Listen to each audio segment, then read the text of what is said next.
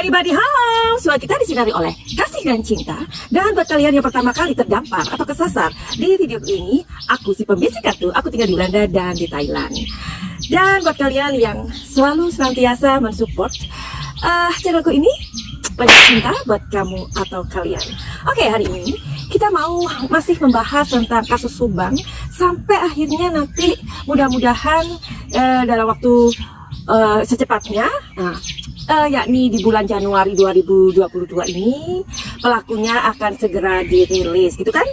Jadi aku akan mengambil sebuah potongan atau cuplikan dari sebuah sumber di TV One, dan itulah video yang akan kita bahas dan kita intip kisi-kisinya itu apa sih. Kayaknya Bapak polisi ini memang aduh paling jagoan bikin netizen ini penasaran alias kepo, ya enggak sih? Oke, kita lihat video cuplikannya.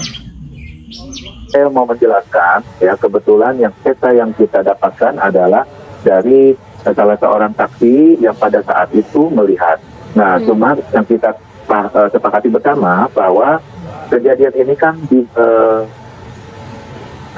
terjadi di dini hari.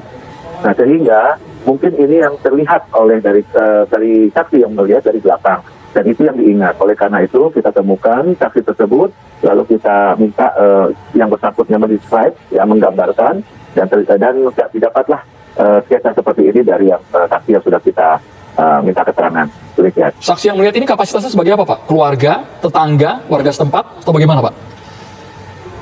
Mohon maaf, ini tidak bisa kita sampaikan ya, karena ini kita mencoba untuk akselerasi dalam pengungkapan. Jadi intinya saksi tersebut menyampaikan bahwa ciri-ciri yang dicurigai pada saat kejadian adalah seperti ini. Demikian. Usianya berapa ya, Pak? Ya, ini pun kita tidak bisa sampaikan ya, karena dikhawatirkan nanti banyak yang mengandai-andai dan sebagainya, artinya nanti akan menjadi bias. Yang jelas kita sudah mendapatkan saksi yang bisa menceritakan atau menggambarkan sosok yang diduga pelaku dari kejadian tersebut. Pak Erdi, paling tidak kami ingin tahu gambaran secara umum, Pak, perawakan dari pelaku yang tertangkap sketsa ini, Pak. Mulai dari, kan digambarkan menggunakan baju dengan motif tertentu, kemudian warna kulit, ada ciri-ciri dagu lancip, itu bagaimana, Pak Erdi, penjelasannya? Ya, gambaran dari itu semua, itu kan diceritakan atau disampaikan oleh saksi yang memberikan keterangan. Nah, tentunya itu yang diolah oleh penyidik kita dari Inafis, ya, untuk mencoba mendeskripsikan apa yang disampaikan. Baik itu warna kulit, kemudian bentuk muka, hidung, dan sebagainya. Namun dengan demikian, sekali lagi kita tidak bisa menyampaikan secara detail dan vulgar terkait kita mencoba untuk akselerasi pengungkapan sesegera mungkin ya. Oke, kalian semua sudah menyaksikan atau mendengarkan videonya. Seperti yang dikatakan oleh Kombes Pol Bapak Erdi Caniago. Jadi untuk mendalami sebuah sketsa itu kan ditanyakan kan oleh dua orang penyiarnya itu. Jadi mereka bertanya, jadi kan sketsa itu sudah didapatkan, ya kan? Itu katanya didapat dari belakang, katanya Pak Erdi. Nah, terus aku tuh bertanya dalam diriku sendiri, kalau saksi yang mengatakan itu dan melihat seseorang yang mencurigakan, oke, kita mencoba untuk mengurai benang merahnya, ya kan? Seperti yang dikatakan oleh Kombes Pol Erdi Caniago, ya, Bapak Erdi mengatakan bahwa sketsa itu adalah dari seorang saksi yang saat itu melihat, ya. Makanya sketsa itu dibuat. Tapi kok pertanyaan kita, kok dibuatnya dari belakang aja? Terus mana dong, liatin dong wajah yang depannya. Kita kan butuh face-nya, bukan butuh belakangnya. Nah, jadi aku kepo juga sih. Kalau polisi atau penyidik ini sudah membuat sebuah sketsa dari belakang, mungkin nggak ya saksi ini ia tahu wajahnya. Yang kita butuh itu, yang netizen butuhkan itu, Pak, adalah wajahnya, ya, wajah dari sketsa itu, bukan dari arah belakang kayak gitu. Jadi intip kartunya yuk hari ini. Apakah saksi itu sudah melihat wajah depannya. Itu loh yang penting, ya nggak sih?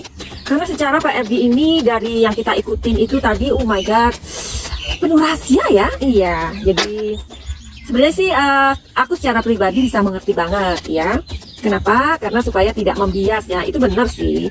Kalau misalkan diumumkan sekarang atau diperlihatkan, ya kenapa nggak buruan ditangkap aja kan gitu. Nanti ada desakan kayak gitu akhirnya gitu loh netizen. Oke, jadi kita mau urai benang merahnya satu-satu yuk. Oke, kisi-kisinya aja ya. Nih keluar. Tuh kan, apa yang aku bilang, ini kondisi dari penyidik atau kepolisian ya. Sekarang aku mau bertanya, apakah yang dimaksud dengan Bapak RD itu atau saksi tersebut sudah memberikan kejelasan dari wajah sang tersangka, oke?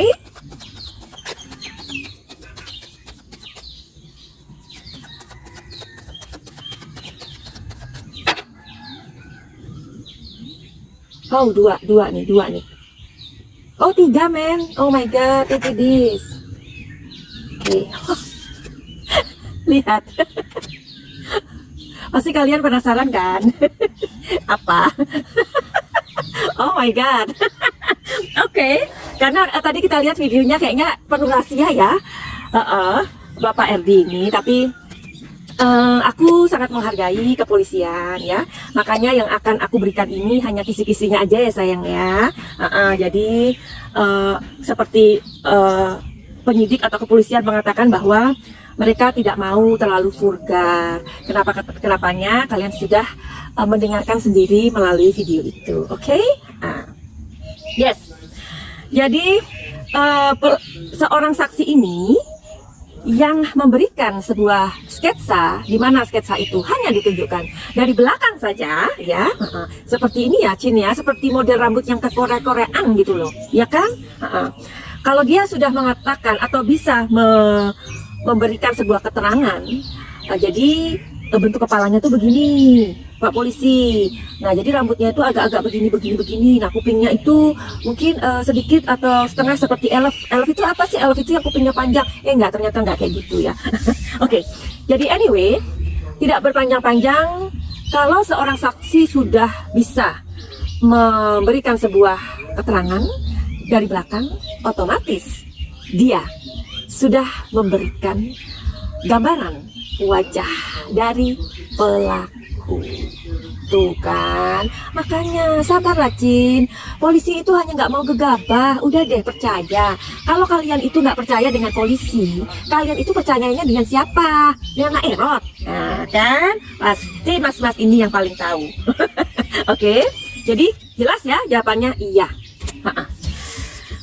Kesannya memang sepertinya kepolisian itu memang memberikan sebuah teka-teki sih kepada kita semua gitu, supaya kita merasa senang ya kan, tidak khawatir lagi bahwa kepolisian ini memang sungguh-sungguh ingin membuka misteri ini begitu ya, karena kepolisian sudah tahu siapa pelakunya, jreng-jreng. Nah, tetapi apa boleh buat, kita masih harus bersabar karena kepolisian masih akan istilahnya itu make sure, benar-benar make sure bahwa inilah pelakunya. Karena pelakunya itu kalau dikatakan nanti akan menggunakan manuver, strategi, and bla bla bla lainnya. Oke, jadi netizen harus diikat dulu ya, diikat nih, kalian diikat sama polisi ya. Maksudnya memang sketsa itu memang benar adanya bahwa ada saksi yang mengetahui. Udah deh, kalian tuh kan udah melihat video-videoku yang sebelum-sebelumnya ya. Nah di situ aku memang berusaha untuk memberikan petunjuk-petunjuk sebenarnya ya. Tetapi memang apa yang kami lakukan ini sebagai pembaca energi gunanya hanya untuk mengawal aja. Jadi kalaupun kami tahu sesuatu itu nggak bisa dibuktikan, karena sekali lagi kepolisian itu membutuhkan bukti yang nyata, yang mutlak ya. Seperti itu. Bukan secara yang gaib-gaib atau nggak bisa diterima oleh akal atau berdasarkan imajinasi. Nggak bisa gitu, Cin. Oke. Dari video itu kan Pak Erdi ini sepertinya emang banyak sekali yang di ini ya, disembunyiin gitu. Bukan, maksudnya masih di-keep gitu loh ya. Seperti pertanyaan dari dua penyiar itu ya, penyiar TV itu. Salah satunya menanyakan, jadi kapasitas orang yang melihat atau menceritakan itu sebagai apa ya? Ya kan? Terus Pak Edi mengatakan, maaf tidak bisa disampaikan. Teng. Nah itu. Terus usianya berapa ya sosok pelakunya itu, Pak? Maaf tidak bisa disampaikan. Tuh, again. Terus pertanyaan lagi, ciri-cirinya gimana, Pak? Terus ya pokoknya intinya polisi ini atau penyidik ini sangat berhati-hati, Cin, supaya tidak menyampaikan sesuatu yang vulgar, akhirnya nanti membias kemana-mana. Nah, jadi masa sih penyidik kepolisian yang sudah segitunya bekerja keras, ya kan, sampai 5 bulan ini, terus tiba-tiba Madam Suki atau siapalah ya ngasih tahu kepada kalian. Nah, itu gimana? Berarti kan nanti kasusnya membias lagi. Gimana dong, Cin?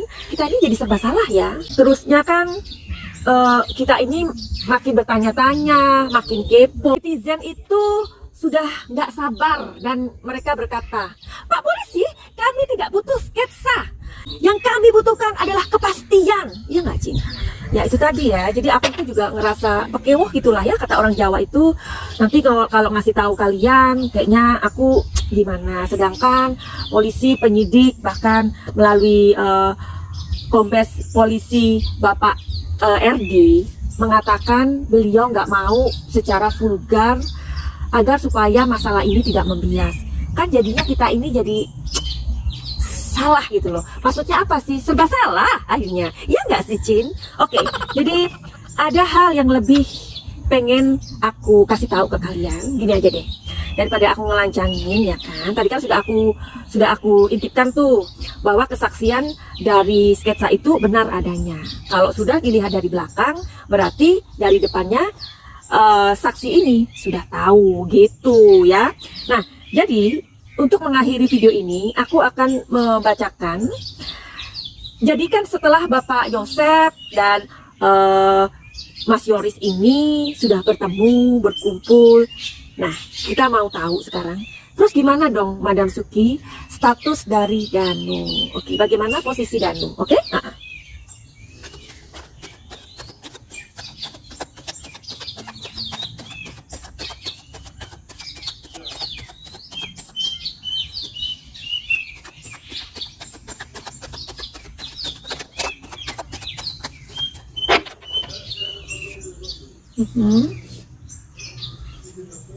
Oke. Once more ya.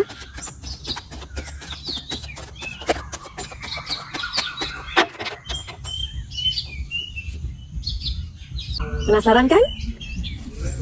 Posisi Danu tentunya akan diperiksa kembali, akan semakin didalami.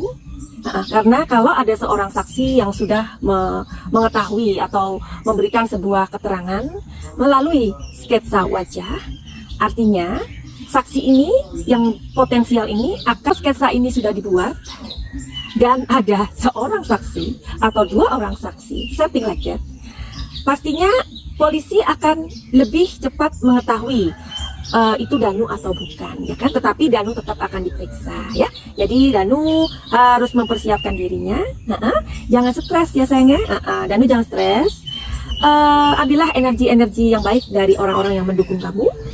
Tetap percaya diri, ya. Karena kebenaran itu memang harus diungkap. Tetapi memang jalannya Danu memang harus mengikuti aturan ini atau prosedur hukum ini, ya. Seperti itu. Tapi ada sebuah possibilities ya, bahwa kamu bukan orang yang terlibat ya. Nah makanya kalaupun misalkan Danu mengetahui sesuatu, ada baiknya harus dikatakan. Mungkin sudah ya Danu ya. Oke. Dan Danu harus tetap percaya bahwa kebaikan akan menyertai orang-orang yang baik juga, meskipun pada awalnya kebaikan itu akan mengalami sesuatu ujian. Nah, begitu. Nah, oke. Jadi, kalau misalkan Danu nanti ternyata dia tidak terlibat, ya, seandainya Danu tidak terlibat, sebenarnya pelajaran kehidupan apa sih yang sedang diajarkan untuk Danu? Aduh, ini penting banget loh. Benar nggak sih, Jin? Iya, jadi dari sebuah tragedi, masalah, kepahitan, sebenarnya Tuhan itu atau semesta itu ingin memberikan sebuah pelajaran hidup itu loh, Danu. Oke. Jadi kasus Subang ini sebenarnya mengajarkan Danu apa? Ini mau jatuh. Oke, dijatuhkan.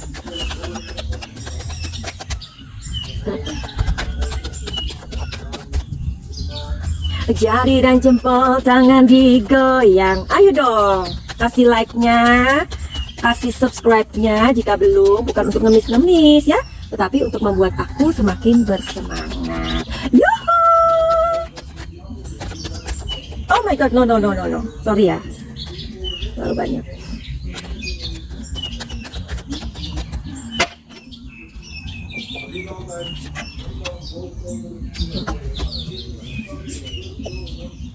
Pelajaran hidup yang sedang diajarkan oleh kehidupan ini untuk Danu adalah teruslah memiliki sebuah mimpi, bahwa mimpi itu harus dimiliki oleh setiap orang, ya, karena setiap orang harus memiliki sebuah mimpi.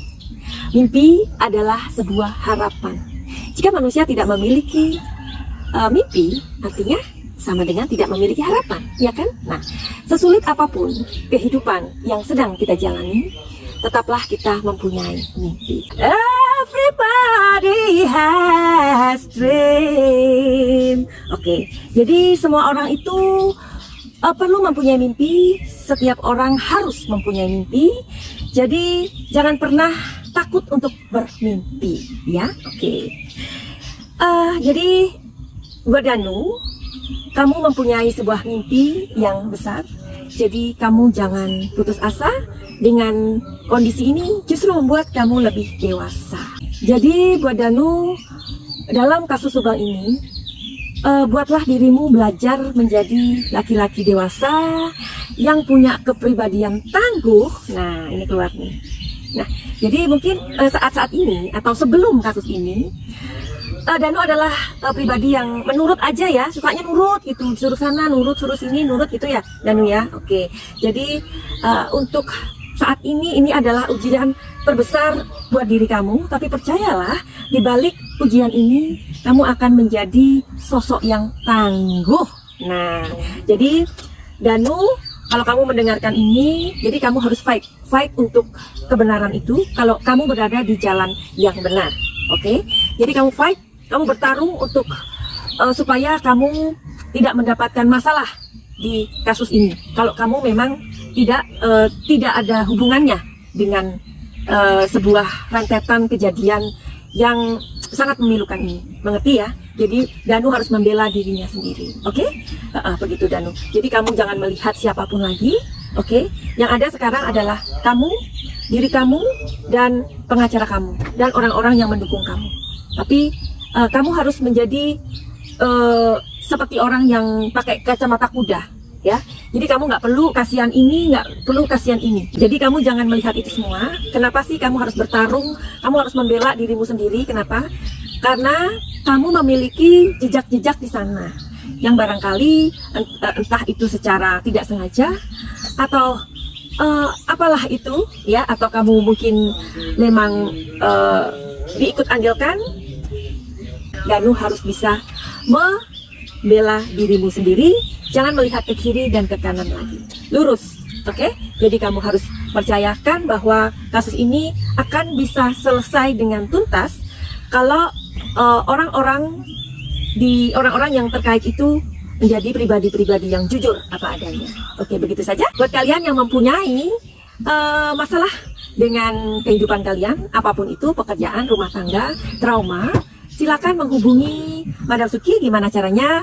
silakan lihat di deskripsi. Oke, finally begitu aja. Send love and like.